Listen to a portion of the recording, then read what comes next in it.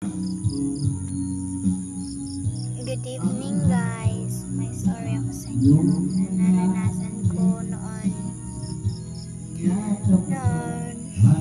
bata pa ako.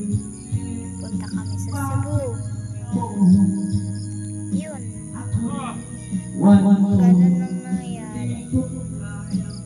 Naghiwalay sila mama sa daddy ko. Ang sakit kaya kung hindi kompleto yung pamilya mo.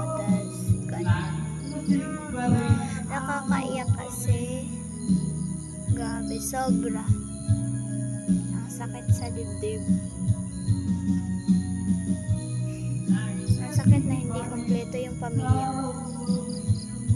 Yung daddy mo may iba na, yung mami mo may iba na rin, kasi hindi ba sila magkasabuan.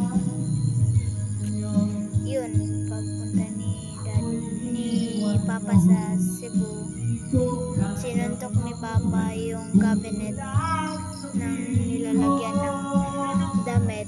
Tas yung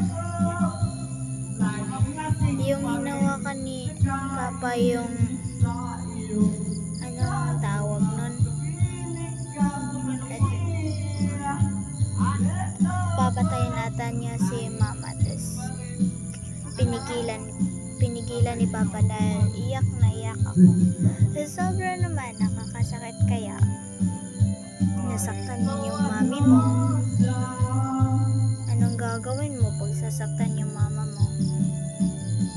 Hindi ko kaya nasasaktan niya si mama. Nakakaiyak naman yung story na gano'n. Yun, simula nun nandito na ako kay nanay.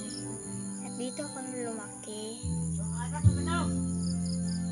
Ngayon, 11 years old na ako. Malapit na mag 12 years old.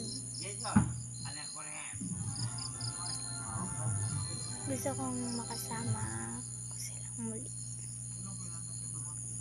Bye-bye!